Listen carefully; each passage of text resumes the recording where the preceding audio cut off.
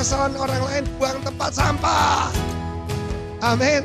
Itu salahnya saudara. Kesalahan suami ditaruh di belakang. Apalagi kalau di depan, dicium-cium lagi.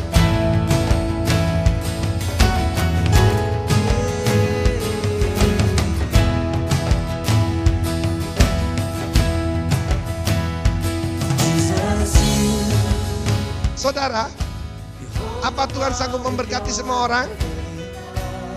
Oh, tidak semua orang bisa diberkati. Orang malas dan orang medit tidak bisa diberkati.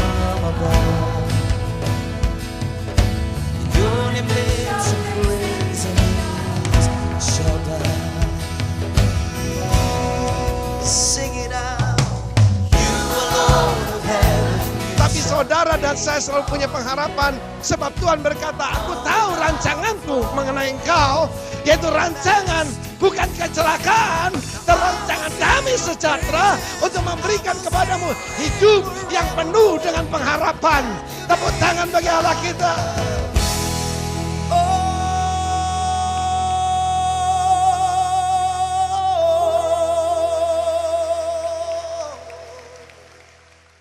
Hari ini saya mau bagikan kepada saudara the secret of expansion.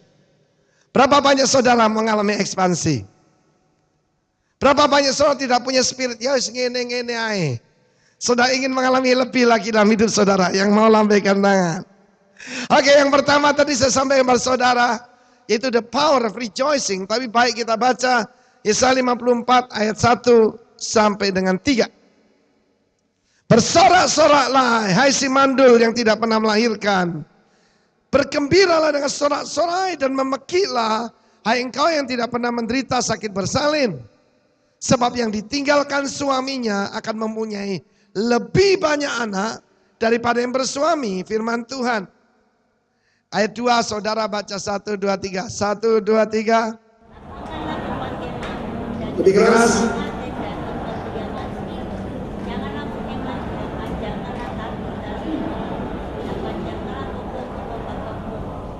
Sama-sama ayat 3. Sebab engkau akan mengembang ke kanan ke kiri, keturunanmu akan memperoleh tempat bangsa-bangsa dan akan mendiami kota-kota yang sunyi.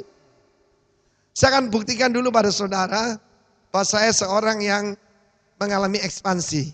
Ya.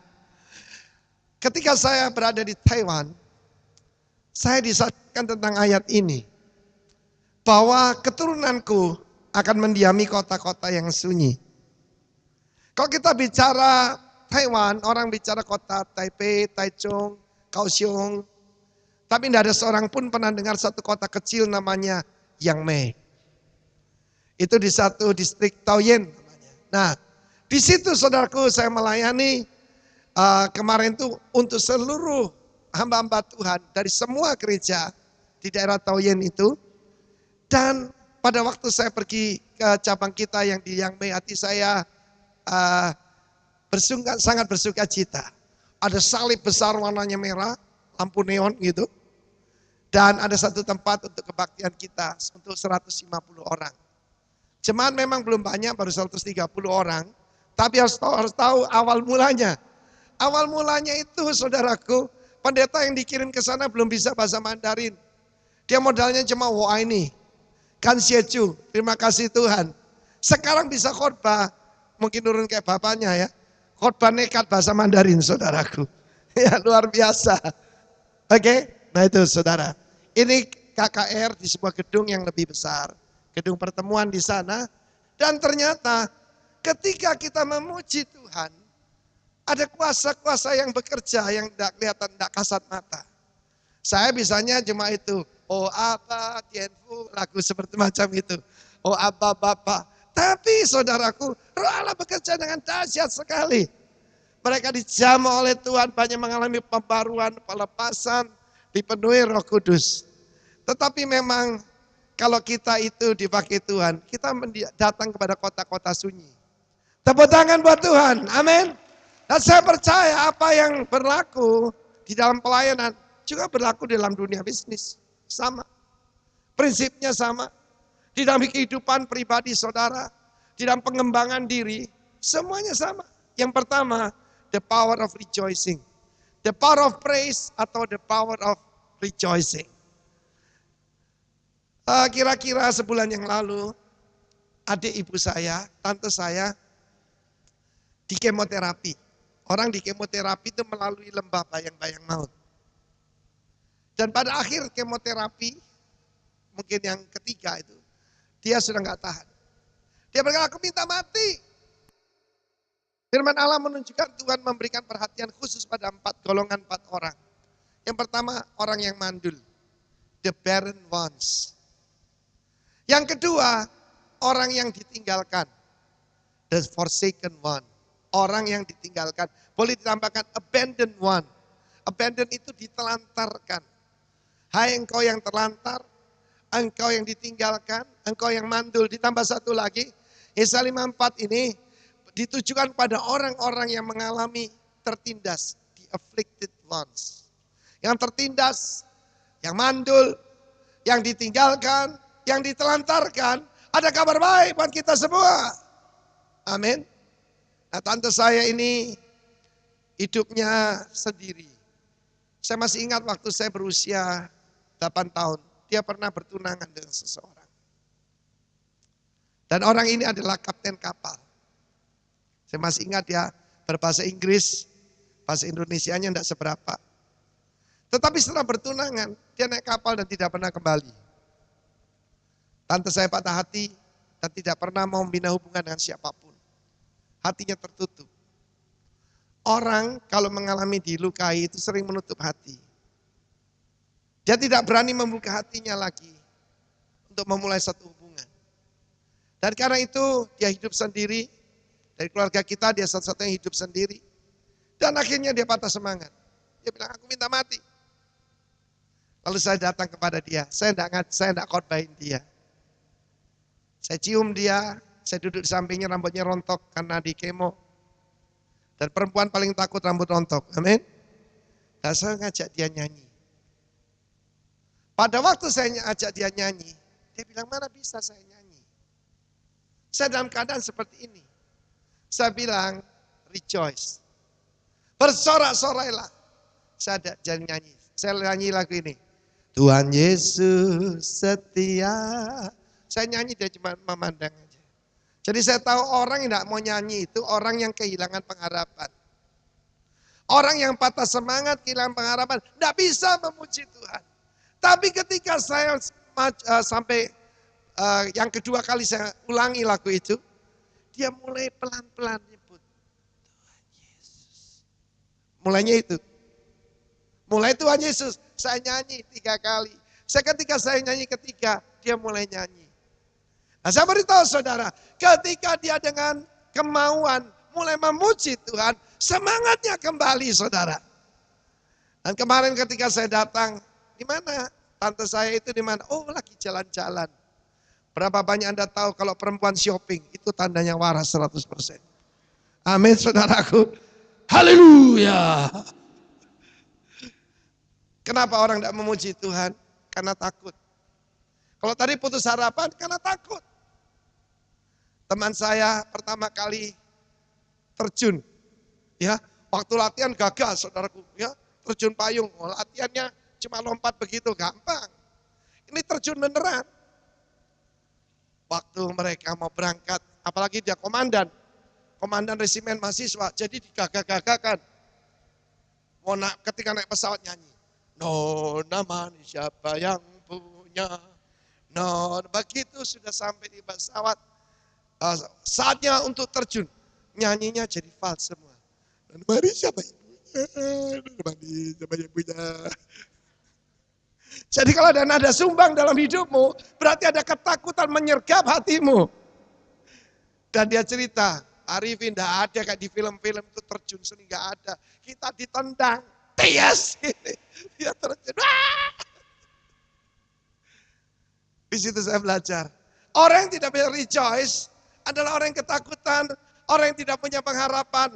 Tapi saudara dan saya selalu punya pengharapan. Sebab Tuhan berkata, aku tahu rancanganku mengenai engkau. Yaitu rancangan bukan kecelakaan. Dan rancangan damai sejahtera untuk memberikan kepadamu hidup yang penuh dengan pengharapan. Tepuk tangan bagi Allah kita.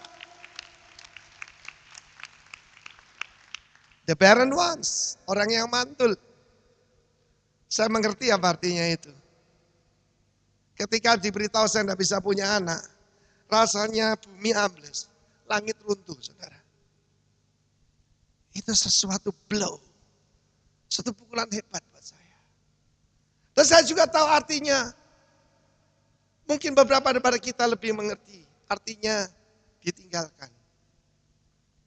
Beberapa daripada kita ngerti artinya ditelantarkan. Orang yang ditelantarkan orang tua, sampai tua susah apa? Dia itu fear of trusting. Takut untuk mempercayai. Takut ditolak, takut ditinggalkan. Dan takut membuka hati kembali. Dan mungkin beberapa saudara sedang mengalami ditindas. Ditindas dalam keluarga. Ditindas di dalam perusahaan. So, ini kabar baik buat saudara. Number one, rejoice. Amin. Mungkin biasa engkau masuk kantor dengan langkahmu diseret. Senin lagi rasanya kalau sudah Senin itu kepinginnya nyanyi lagu Mbak Surip. Bangun tidur. Apa? Enggak, bangun tidurku terus mandi. Enggak mau dia. Tetapi setelah mendengar firman Tuhan, saudara berubah. Ya. Saudara maju waktu ke kantor sekarang dengan pengharapan yang baru. Ya, saudara nyanyi lagu-lagu yang kita nyanyikan di gereja. For His good, His mercy endures forever. Kasih setianya untuk selama-lamanya. Saudara, the power rejoicing ini luar biasa. Orang dunia tidak mengerti itu. Amin. Hai engkau yang mandul, engkau yang ditelantarkan, ditinggalkan, ditindas. Ada kabar baik buat kita. Yang kedua, rahasia daripada ekspansi adalah the power of change. Katakan change. Berubah. Siapa yang harus berubah? Pasangan kita? Keadaan? Bos kita? Siapa yang harus berubah? Katakan saya. Ya, panjangkan tali-tali kemamu. Lapangkan tempat kediamanmu. Saudara yang kasih Tuhan, contoh wanita yang mandul, yang bersuka cita, ada dalam Galatia, pasal yang keempat, yaitu tentang Sarah. Mari kita lihat surat Galatia, saudara. Dari Abram jadi Abraham. Bapak banyak bangsa. Tuhan merubah namanya. Dari Abram. Abram itu bapak yang ditinggikan. Karena semua orang mau jadi bapak yang ditinggikan. Orang Chinese tidak mau nembak tokek. Sebab tokek itu memberkati. Dia memberkati gini. Tokek, tokek, tokek. Engkau diberkati jadi tokek, saudaraku. Jadi bos.